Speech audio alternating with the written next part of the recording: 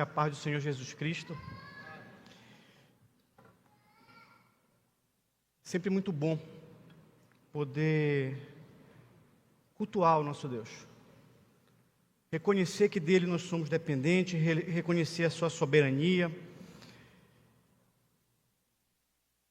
Sem ele, não há esperança para nós.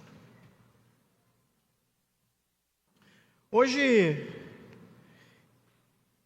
eu vou trazer uma palavra com um tema específico. Eu sempre gosto, como eu digo, de dar tema, de dar nome para a pregação, para a ministração. Ontem, por uma iniciativa da Associação Brasileira de Cristãos na Ciência, uma instituição que foi criada em 2017, foi celebrado pela primeira vez o Dia do Cristão na Ciência. Então, o tema de hoje é alusivo ao Dia do Cristão na Ciência. O título da ministração é O Cristão na Ciência. Fé que pensa, ciência que adora. Normalmente eu não gosto de me qualificar. Confesso que eu tenho até vergonha de me qualificar. Mas hoje, pelo tema, eu entendo que é necessário. Para quem não me conhece, além de membro dessa igreja, eu sou professor da Universidade Federal do Pará. Eu sou formado em economia, tenho mestrado e doutorado em economia na Unicamp, e desde 2009 eu leciono em nível de graduação e pós-graduação na Universidade Federal do Pará.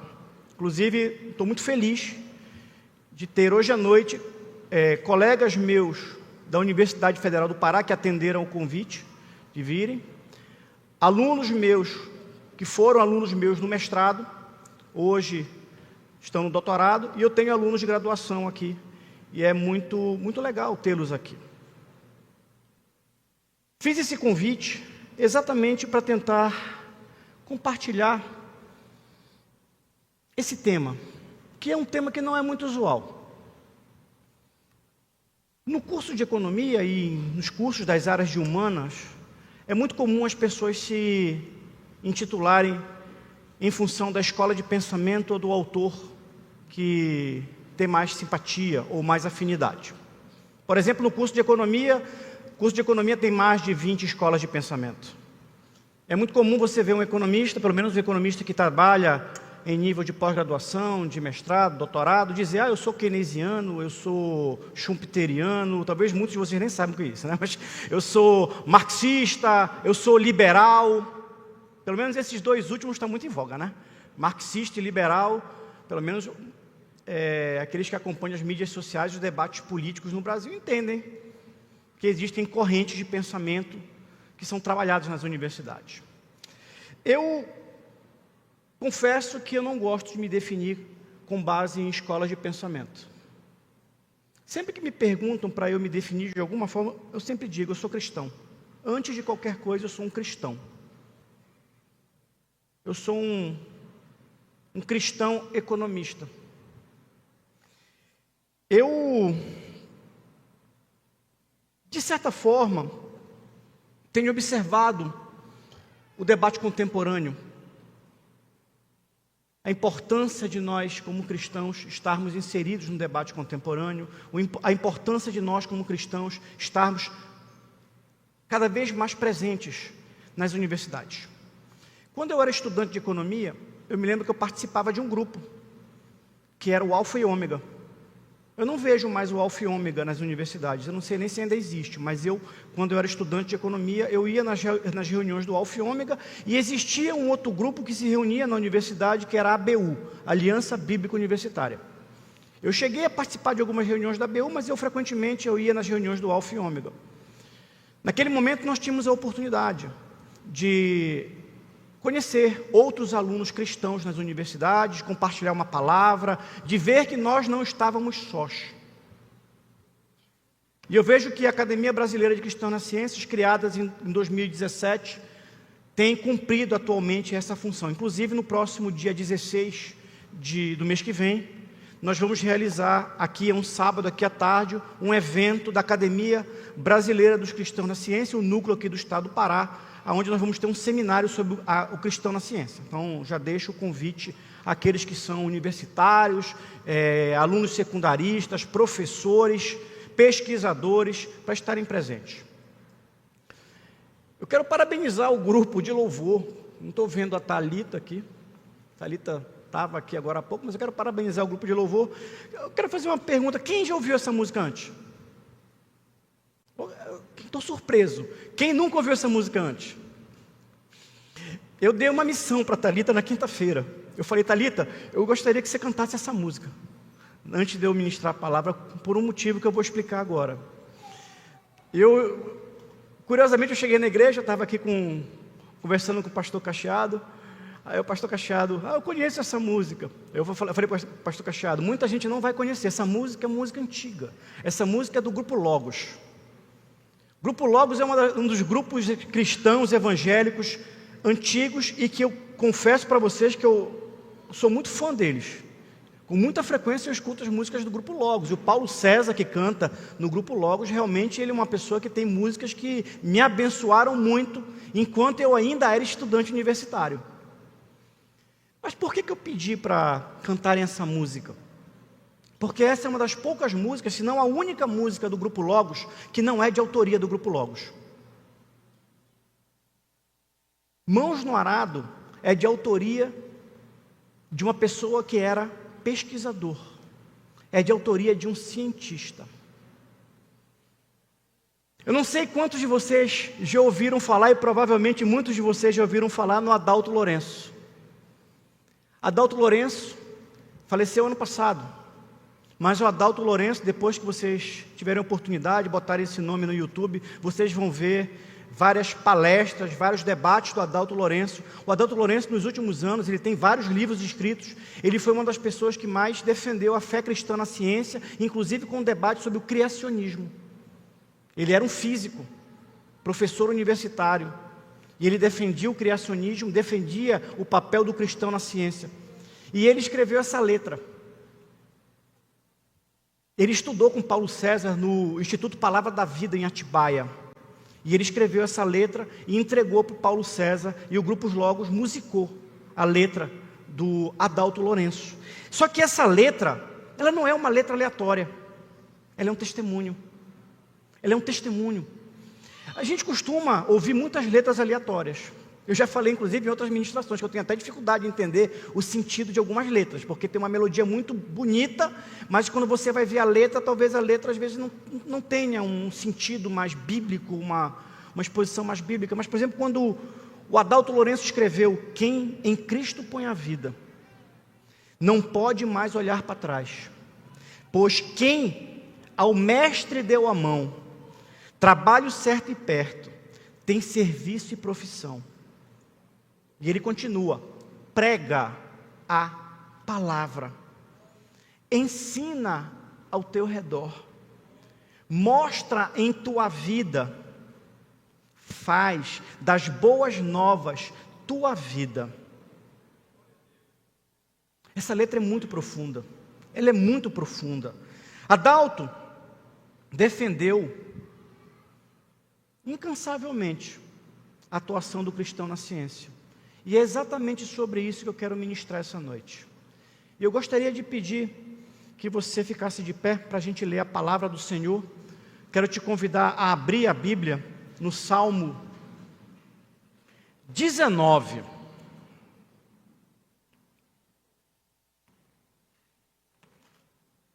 Salmo 19 é um salmo realmente assim espetacular. É um dos salmos que eu diria assim que tem uma maior profundidade. E ele nos ensina uma coisa importante. Deus fala conosco. Deus fala conosco. Deus fala conosco de 3 formas. Quando a gente estuda no curso Bereanos ali, o pastor Max ali, sobre exatamente as formas que Deus se revela, existem 3 grandes formas de revelação de Deus. A primeira forma é a revelação geral. Deus se revela na natureza. Deus se revela nas obras da sua criação. Deus se revela no ar que nós respiramos. Deus se revela na chuva que cai toda tarde. Deus se revela na brisa da manhã, no sol que nasce toda manhã e na lua que aparece à noite. Essa é a revelação geral. Deus se revela na criação. Mas Deus também se revela naquilo que nós chamamos de revelação especial. Deus se revela na sua palavra. Nós que somos uma igreja de fé reformada, nós acreditamos que a Bíblia é a palavra de Deus. E aqui está a revelação que Ele entregou de forma especial para a humanidade. Mas Deus se revela também de uma terceira forma. Deus se revela através de uma relação pessoal, através de Cristo Jesus, que morreu numa cruz para que eu e você pudéssemos ter uma nova vida, para que eu e você pudéssemos viver em liberdade e para que eu e você pudéssemos ser verdadeiros adoradores, em espírito e em verdade. E é curioso porque quando a gente olha o Salmo 19 ele está dividido em duas partes. Uma primeira parte que vai do versículo 1 ao versículo 6, que fala exatamente da revelação geral de Deus. Preste atenção quando a gente for ler, atente para isso.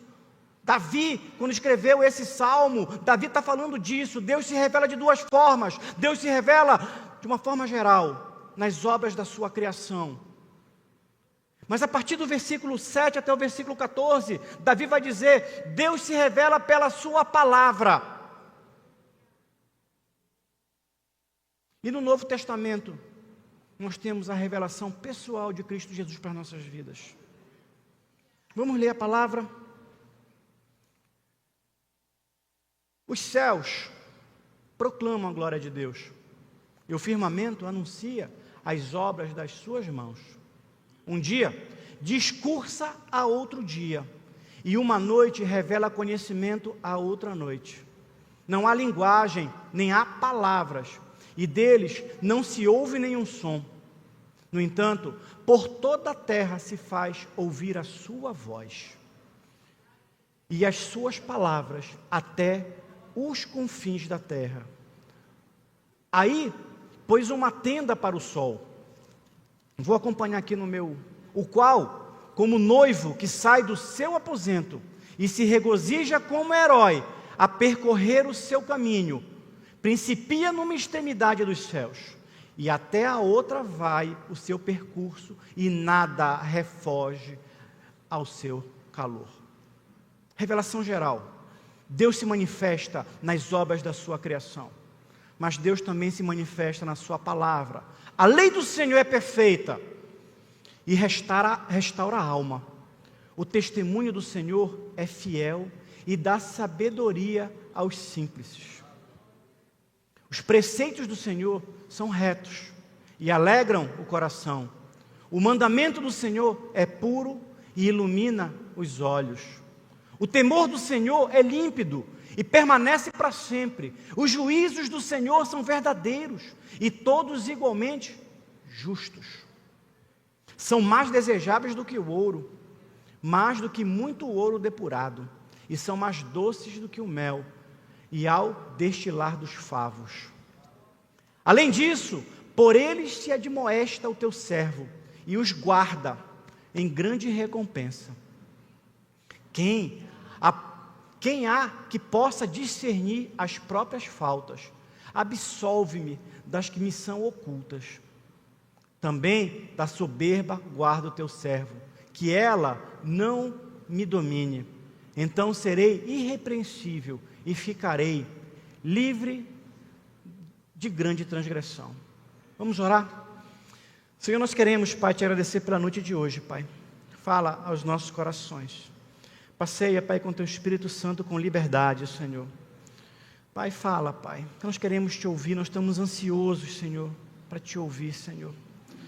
Que nesse momento, Senhor, a tua igreja possa, Senhor, te receber, Senhor, e receber a tua voz, escutar a tua voz, Senhor. Essa é a oração que nós fazemos no nome de Jesus, Senhor. Amém. Você pode sentar, querido.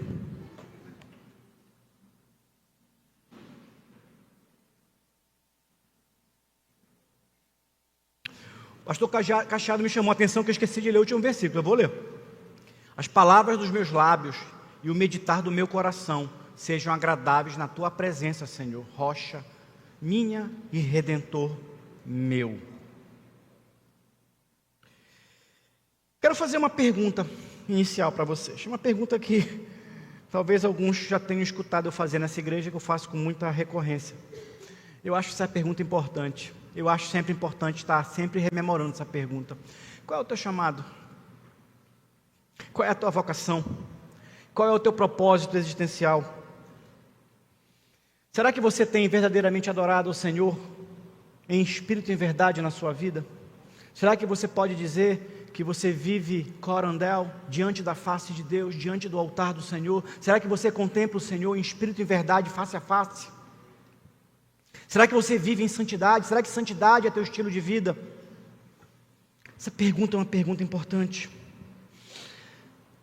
Estava explicando para o Silon e para a esposa Gisele, que estão visitando a nossa igreja, que essa igreja surgiu há 7 anos atrás.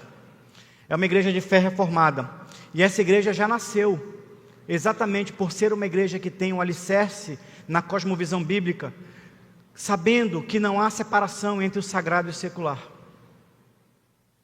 Nós somos adoradores em tudo que nós fazemos. Nós vivemos diante do altar do Senhor 24 horas por dia. Nós não cultuamos apenas no domingo à noite. Nós cultuamos diariamente com aquilo que nós fazemos, com a profissão que nós exercemos, com as atividades que nós fazemos e com as nossas ocupações. Ali nós servimos, ali nós testemunhamos, ali nós glorificamos a Deus. Essa música do Adalto Lourenço, como eu já expliquei anteriormente, é um testemunho de vida.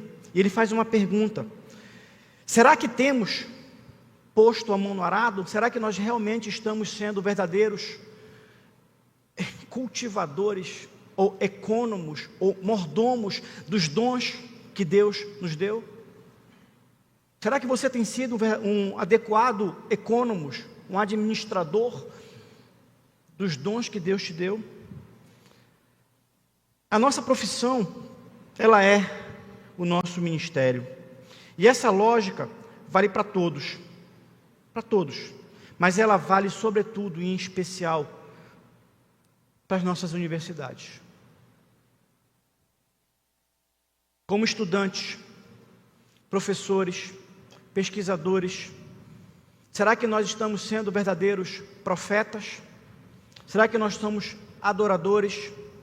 Será que nós temos honrado o nome de Cristo? Como você se define? É muito comum, às vezes até a gente escutar: não, eu sou um estudante cristão, eu sou um professor cristão, eu sou um pesquisador cristão. Será que você tem segmentado a tua existência?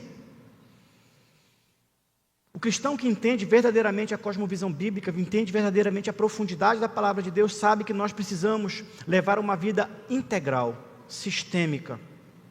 Nós não separamos o sagrado e o secular. Nós não somos cristãos e professores. Nós somos cristãos professores. Nós somos cristãos estudantes. Nós somos cristãos pesquisadores. E aqui cabe uma pergunta importante. Essa pergunta ela te ajuda a encontrar uma resposta também importante. Como é que você se define? Você já parou para fazer essa pergunta? Você já respondeu essa pergunta? Como é que você se define? Porque a resposta que você dá para essa pergunta vai dizer efetivamente o que ou quem você tem adorado. Porque se você se define sem colocar que você é um cristão que faz alguma coisa, você tem construído um outro altar na tua vida. Você tem adorado a outra coisa na tua vida. Você está entendendo o que eu estou falando? É possível perceber isso? Onde é que está o teu coração? Onde é que está a centralidade da tua existência? Onde é que está o teu chamado e o teu propósito?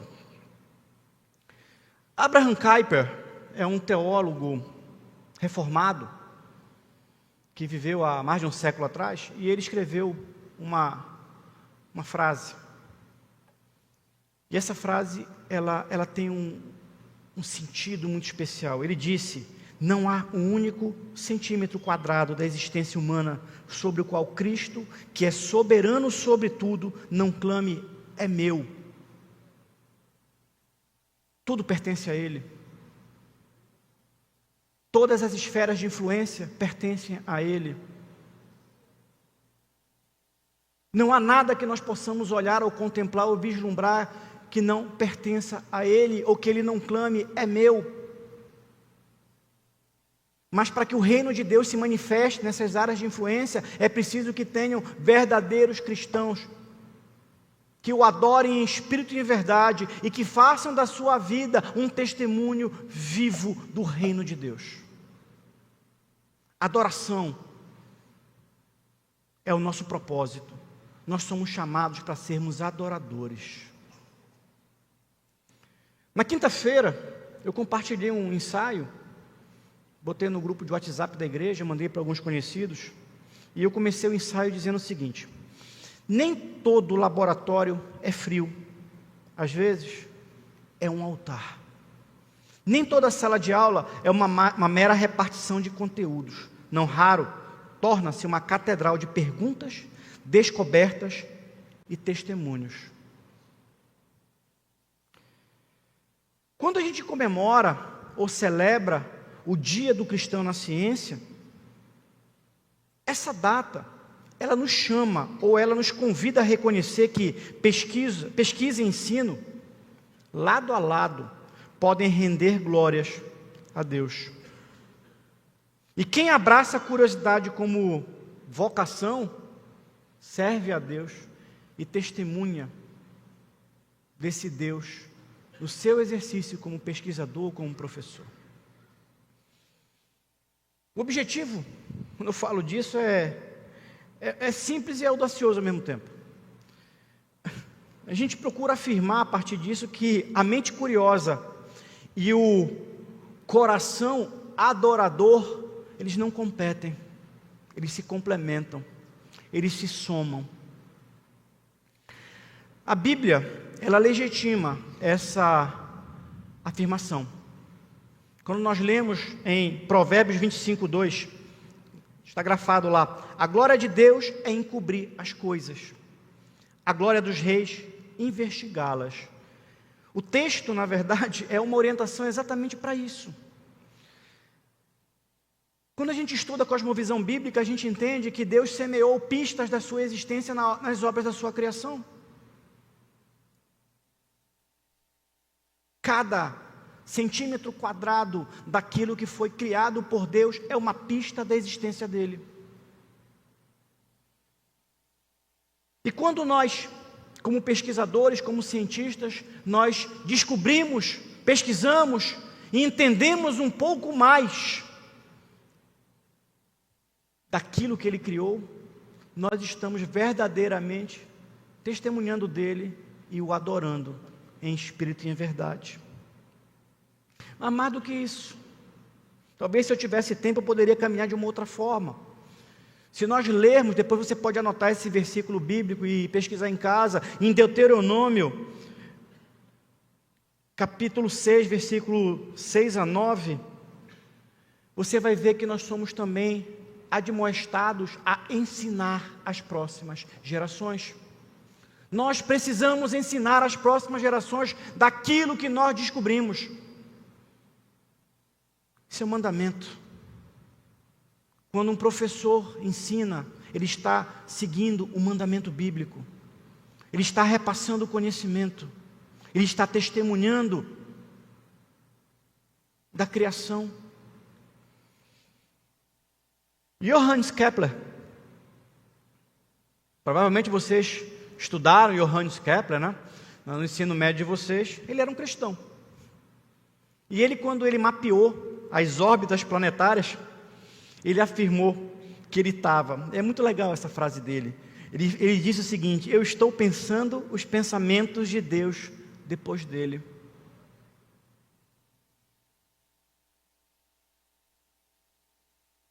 Eu estou pensando os pensamentos de Deus depois dele. E eu fiquei pensando depois, todo cientista que está pesquisando algo novo, no fundo, está pensando o pensamento de Deus depois dele. Essa famosa frase de Kepler, né, conhecida por muitos, resume a convicção de que buscar leis naturais é, em última instância, responder a um chamado divino, que está lá em Gênesis, pastor Cacheado. Gênesis 1:28, nós somos chamados a cultivar e a guardar o mundo. Nós somos dispenseiros da criação. Nesse sentido, cada professor cristão, ao traduzir, portanto, teorias complexas, muitas vezes a mentes curiosas, um professor de química, um professor de biologia, um professor de física, ele torna inteligível a uma mente curiosa a ordem criada. E ao fazer isso, ele está convidando cada mente, cada coração a adorar aquele que criou essa ordem.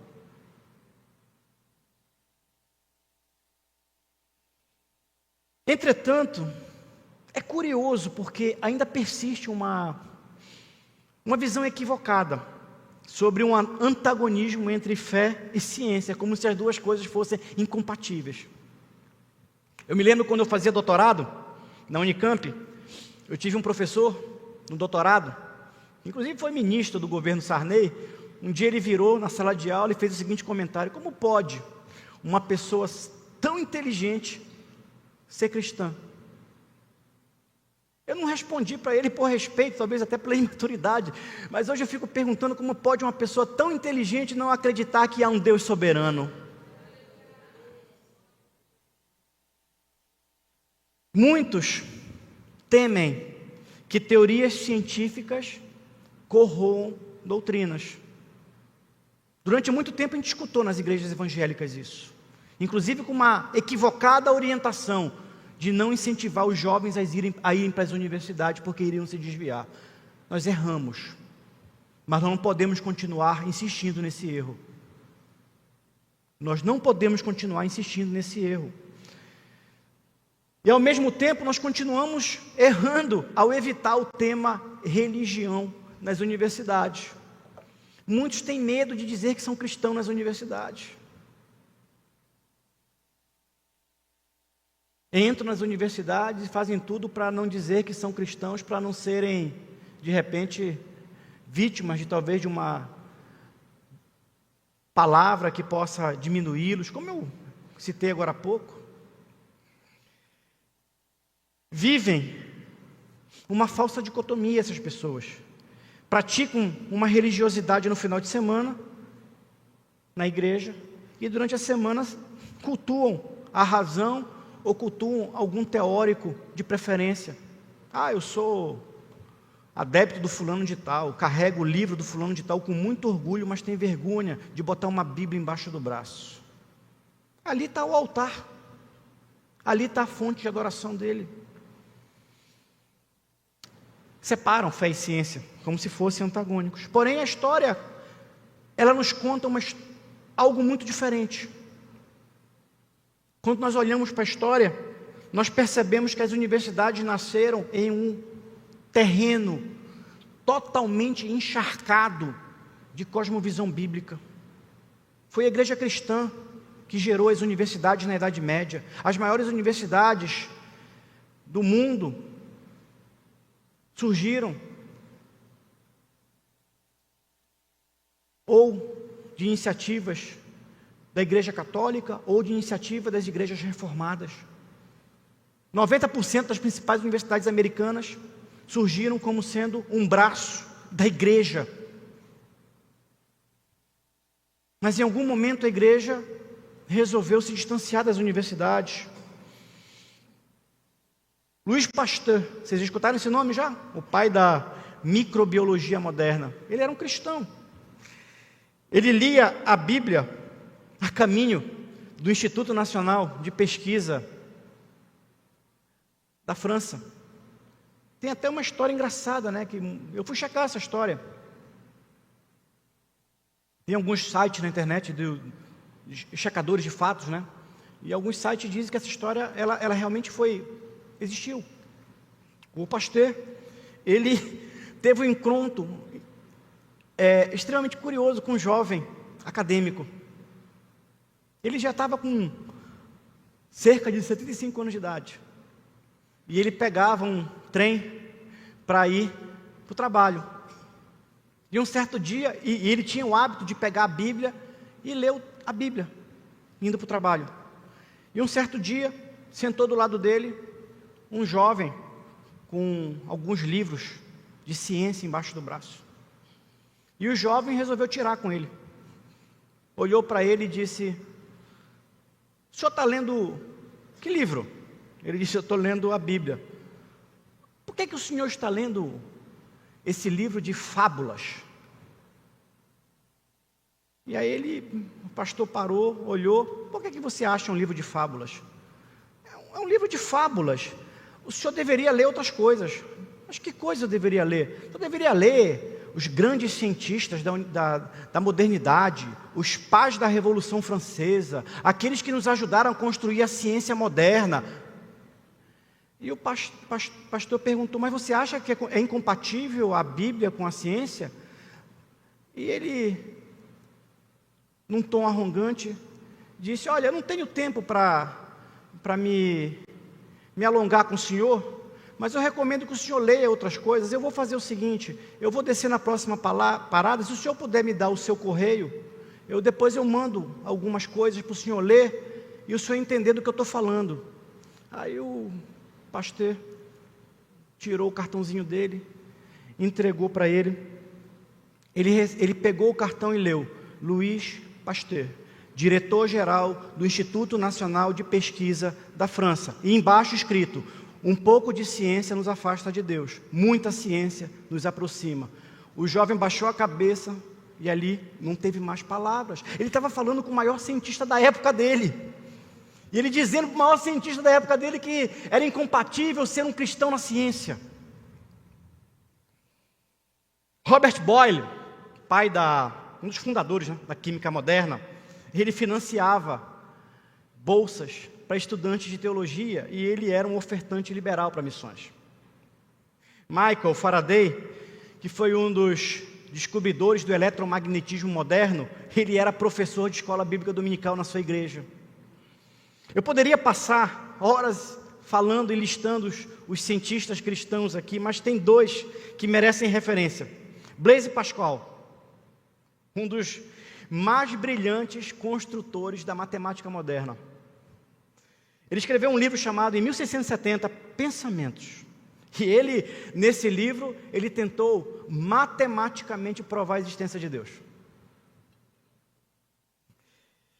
Então esse livro ele tentou desenvolver um raciocínio lógico, tentando provar a existência de Deus. E ele concluiu o seguinte no livro dele: há mais benefícios em apostar na existência de Deus do que no contrário. É desse livro que vem uma célebre frase, que muitas vezes a gente já escutou, do Pascal: o coração tem razões que a própria razão desconhece. Quando Pascal argumentava da pequenez da razão humana frente ao universo criado. Muito curiosamente, ontem de manhã, eu estava rabiscando isso aqui. Estava no meu escritório, minha casa tem 2 andares, meu escritório fica na parte da frente da casa, e eu moro num lugar muito reservado. Quem já foi em casa sabe que eu sou vizinho do Parque do Tinga, então eu sou vizinho da mata. E eu estava rabiscando isso aqui. E curiosamente, nesse momento que eu estava lendo essa frase do Pascal e estava anotando essa frase do Pascal, tinha um passarinho que cantava. E eu tentava voltar para a minha leitura e o passarinho cantava mais alto. Até que assim eu parei para ver o passarinho, porque eu fiquei curioso para saber que passarinho era aquele que cantava. Era muito bonito a voz do passarinho. Era algo diferente. Eu confesso que eu me levantei da minha mesa, eu fui para a minha varanda e eu me lembrei dessa frase aqui. E eu fiquei olhando. Eu fiquei contemplando o céu. Uma manhã de sol, algumas nuvens, um vento ecoando nas árvores. Eu me senti tão pequeno ali, tão pequeno, diante de um universo tão fantástico. E achar que isso não pode ser fruto de uma razão ou de uma criação consciente. Francis Collins é outro cristão. Foi o líder do projeto Genoma Humano. Ele escreveu um livro em 2007 chamado A Linguagem de Deus. E ele, nesse livro, o cara que comandou centenas de cientistas ao redor do mundo, que decodificou o DNA humano, ele escreveu um livro exatamente testemunhando da existência de um Deus Criador. E ele dizia, nesse livro, que a fé que ele tem em Cristo Jesus oferece o alicerce lógico da ciência. E que ele encontrou nesse Cristo o fundamento para a racionalidade do universo.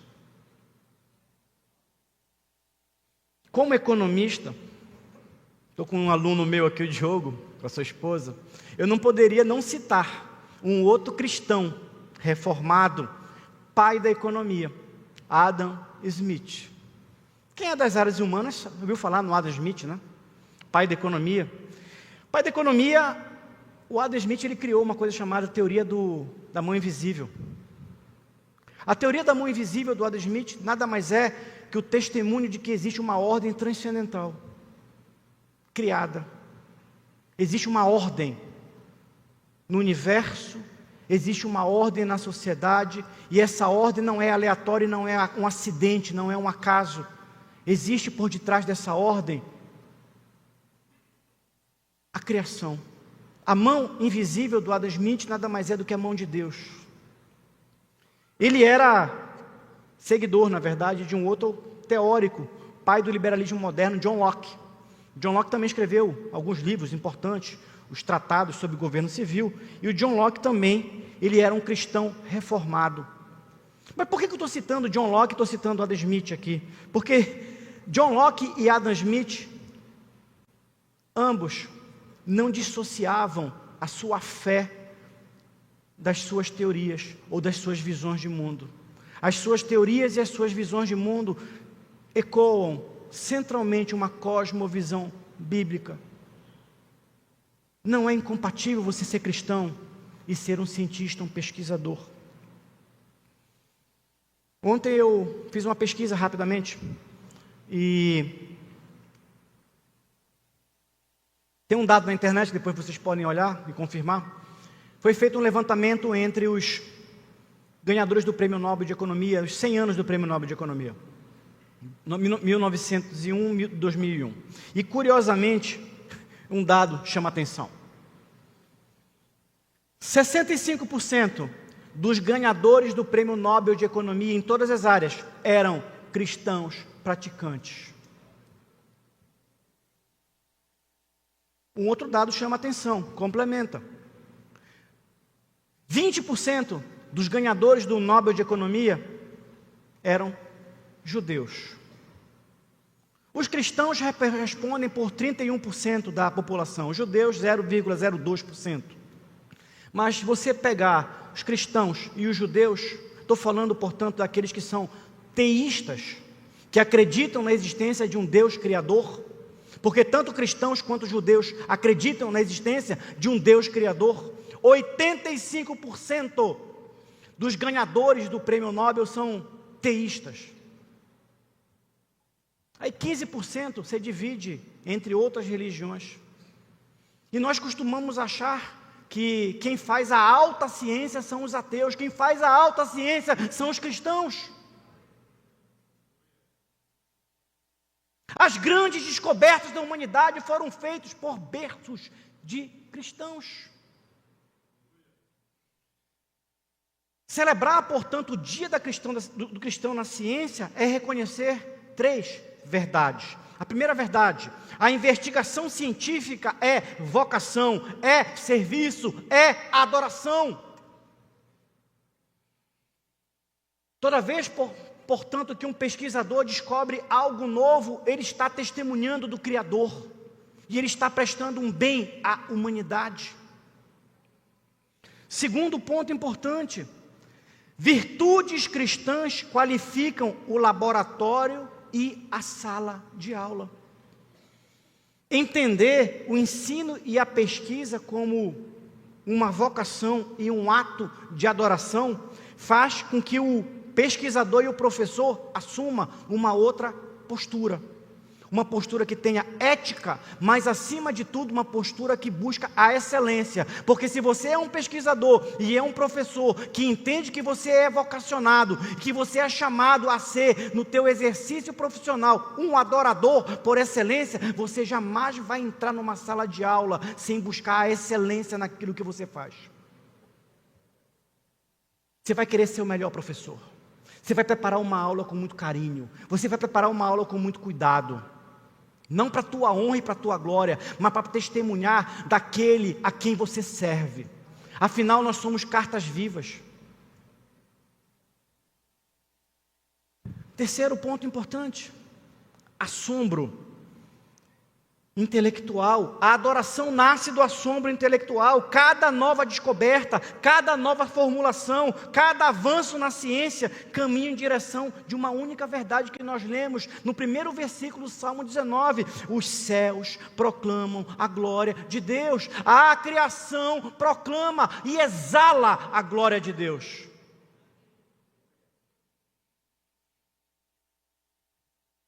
Três pontos muito rápidos, mais 3 pontos muito rápidos. Pelo tempo, eu vou correr um pouquinho aqui. Primeiro, a ciência é um mandato cultural. Gênesis 1:28. Nós recebemos uma ordenança. Nós temos, portanto, o dever de sujeitar a criação. Sujeitar não significa depredar a criação, mas significa cultivar a criação. Segundo, a ciência é uma doxologia. É um assombro que leva, portanto, à adoração. Os salmos que nós lemos agora, versículo 1 a 4, os céus pregam dia após dia sobre essa glória de Deus. E quando Kepler estava dizendo que os pensamentos que ele tinha seguiam os pensamentos de Deus, era exatamente isso que ele estava falando. E aqui tem um convite, né? Qual descoberta dessa semana pode te levar a adorar a Deus de uma forma mais próxima, mais íntima? Terceiro ponto: ciência como testemunho ético na academia. Colossenses 3,17, Paulo diz o seguinte: e tudo quando fizerdes, seja em palavra, seja em ação, fazei tudo em nome do Senhor Jesus, dando por ele graças a Deus Pai. Isso significa que o cientista ele é honesto naquilo que ele faz, ele não distorce os dados por conveniência. Ele é humilde nas refutações. E ele entende que o que ele faz é um serviço à humanidade, é um bem comum que nós fazemos. Quero caminhar para a conclusão aqui. Eu não poderia caminhar para a conclusão de uma outra forma. Eu confesso para vocês que eu poderia fechar essa ministração de algumas formas, mas eu fui instado a caminhar dessa forma. A ciência nos ajuda a compreender a cada dia um pouco mais da revelação geral de Deus. Lembram que Deus se revela de 3 formas? A primeira é a revelação geral. A ciência nos convida a conhecer um pouco mais dessa revelação geral. Salmo 19, versículo 1 a 6, nós aprendemos ali nesse salmo que nós lemos que Deus se revela pela sua beleza, pelo canto de um pássaro, pelo azul de um céu, por uma noite estrelada, por uma brisa numa praia. Deus se revela pela sua criação. É uma revelação geral, porque é uma revelação que está disponível para todos. E a criação aponta para algo extraordinário. Aliás, Paulo, no início do livro de Romanos, da Epístola de Romanos, fala exatamente sobre isso. No versículo 20, onde Paulo diz o seguinte: pois, desde a criação do mundo, os atributos invisíveis de Deus, o seu eterno poder e a sua natureza divina, têm sido vistos claramente, sendo compreendidos por meio das coisas criadas, da forma que tais homens são indesculpáveis. Quando nós olhamos o amanhecer de um dia ou o pôr de um sol, nós nos tornamos indesculpáveis, porque a cada fenômeno da natureza é um testemunho da existência de um Deus criador e soberano. Mas o cristão na ciência também entende que Deus se comunica de duas outras formas. A segunda forma é por uma revelação especial. É a palavra. O cristão da ciência precisa ler, estudar, compreender, absorver a palavra de Deus. E eu estou até pensando em fazer uma segunda ministração exatamente sobre a segunda parte do Salmo 19, sobre a palavra. Eu fiquei com isso na cabeça ontem, mas hoje a gente não tem tempo para isso. Eu quero fechar com a terceira forma. Deus se comunica conosco de uma forma tão fantástica, que é a revelação pessoal por meio de Cristo Jesus. O autor da Epístola de Hebreus, e eu falo autor porque o autor ele é incerto, alguns dizem que foi Paulo, outros dizem que não foi Paulo, não vou entrar nessa discussão teológica aqui, mas o autor da Epístola de Hebreus começa a Epístola de Hebreus com o seguinte: preste atenção no que o autor escreveu no início da Epístola de Hebreus.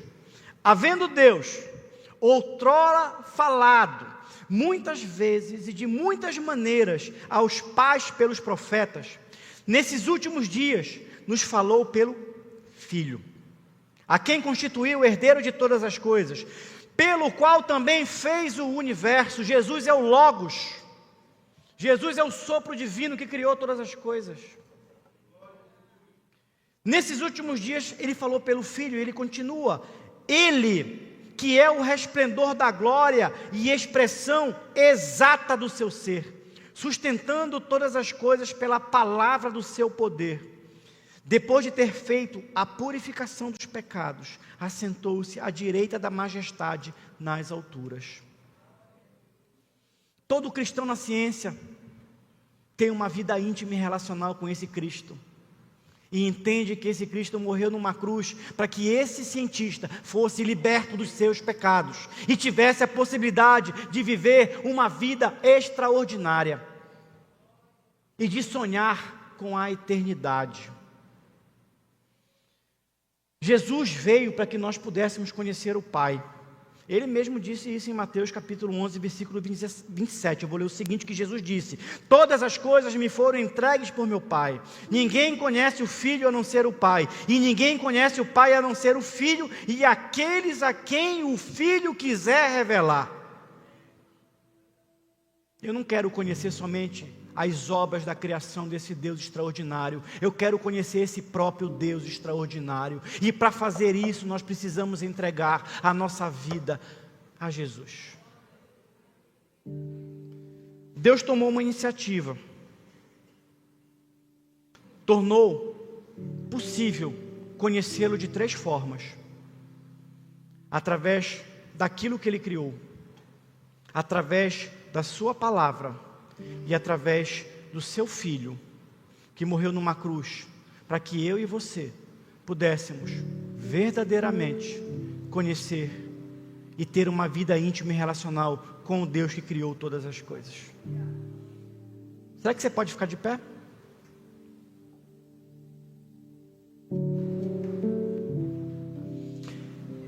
Eu tenho tido muita clareza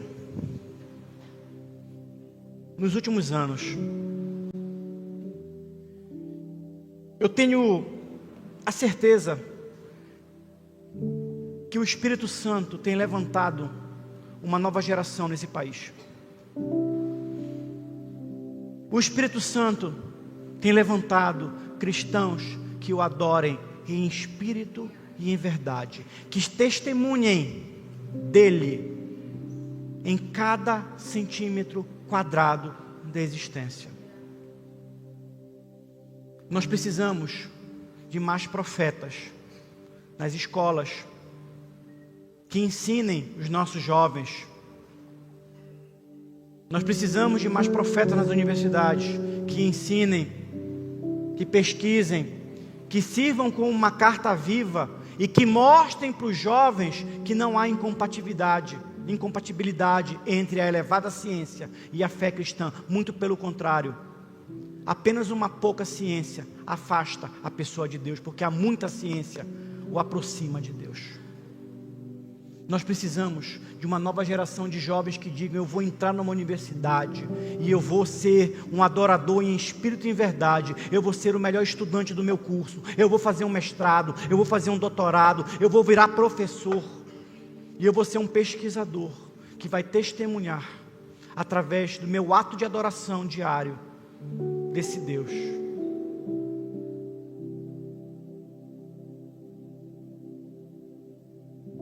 Eu não sei como é que você tem caminhado em relação a isso. Certamente os pais que já viveram uma universidade não podem voltar atrás e cursar uma universidade, mas nós temos filhos, nós temos netos, nós temos sobrinhos, nós temos pessoas que nós influenciamos. É a hora, portanto, de nós exercermos uma adequada influência. Como pais, como avós, como tios, como professores. Mas essa palavra também é para os jovens que estão numa universidade, ou que sonham em entrar numa universidade, ou que ainda vão entrar numa universidade. Se você achava que a universidade era mais alguma coisa que você ia cumprir na sua etapa profissional, eu espero que você entenda que a partir de hoje não é apenas uma etapa profissional, mas é um exercício vocacional, porque Deus te chama a viver do extraordinário dele. Não importa qual é o curso superior que você vai fazer, qual é o mestrado, qual é o doutorado, o que importa é a forma como você vai fazer e o que você vai fazer com esse conhecimento. Deus te chama a ser um profeta de uma nova geração, que vai fazer das universidades um terreno na qual a glória de Deus vai ser proclamada e vai ser anunciada. Será que você é capaz de fazer uma oração comigo nesse sentido? Vamos fechar nossos olhos? Senhor, nós queremos te agradecer, Pai, pelo dia dos cristãos na ciência, Pai. As universidades, Senhor, e eu sou professor universitário, eu sei do que eu estou falando, elas estão vivendo uma grave crise, Senhor. Muitas pessoas hoje estão sem referência ali dentro, muitas pessoas estão perdidas ali dentro, Senhor. E nós precisamos que Teu Evangelho seja proclamado e seja anunciado, Pai. Nós precisamos de mais estudantes que tenham a audácia, a coragem, Senhor, de não esconder a sua fé, ou não negar a sua fé, mas viver a sua fé intensamente, Senhor. Nós precisamos de mais professores, Senhor.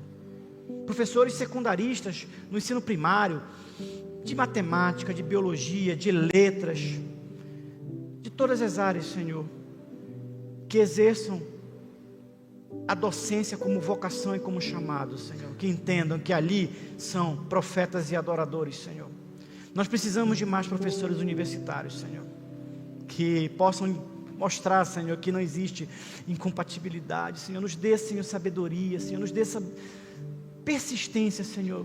Não é fácil, não é fácil, mas nós somos chamados a sermos sal e luz, Pai. O sal salga aquilo que é insosso, e a luz brilha na escuridão. Nós precisamos brilhar na escuridão, Senhor. Nós precisamos brilhar, Senhor, e resplandecer, não para nossa honra e glória, mas para mostrar, Senhor, que nós somos apenas uma carta viva, Senhor, que testemunha da Tua existência, da Tua glória, da Tua soberania, Senhor. Nos permita, Senhor, sermos cristãos na ciência. Nos permita, Senhor, nos oriente, Senhor, nos admoeste, nos constrange, Senhor, a termos, Senhor, uma vida diante do Teu altar, uma vida em santidade, Senhor, uma vida com propósito, de modo que nós possamos dizer: eu realmente vivo corandel, eu vivo diante do Teu altar, eu vivo diante da Tua face, Senhor, eu sou um adorador em espírito e em verdade, Senhor. Pai, muda a nossa cabeça, muda a nossa mentalidade, Senhor, promove, Senhor, uma metanoia, Senhor, que a Tua palavra a cada dia ocupe maior espaço em nossa mente, Senhor, e expurgue, Senhor, aquilo que não dialogue com a Tua cosmovisão, Senhor. Nos lava, Senhor, nos purifica. Pai, obrigado pelo culto de hoje, Senhor. Obrigado pela Academia Brasileira de Cristãos na Ciência, Senhor. Obrigado porque tem levantado uma nova geração, Senhor, de cristãos que estão nas universidades fazendo a diferença e influenciando, Senhor. E que nós tenhamos, Senhor, mais pessoas. Que esse número cresça, Senhor. E quem sabe ano que vem, nessa mesma época, nós possamos ter um maior número de professores, estudantes, pesquisadores, celebrando esse dia, Senhor. Mais igrejas celebrando esse dia, Senhor. Essa é a oração que nós fazemos a Ti nessa noite, no nome santo de Jesus, Senhor. Amém, Senhor.